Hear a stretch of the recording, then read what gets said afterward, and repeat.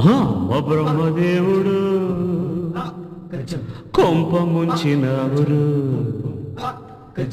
ఎంత గొప్ప సొగసురు ఈ ఆడదాచినావురు. పూల రెక్కలు కొన్ని తేనె చుక్కలు రంగరిస్తివు, ఇలా బొమ్మ చేస్తివు, అసలు భూలోకం ఇలాంటి సిరి చూసి ఉంటదా?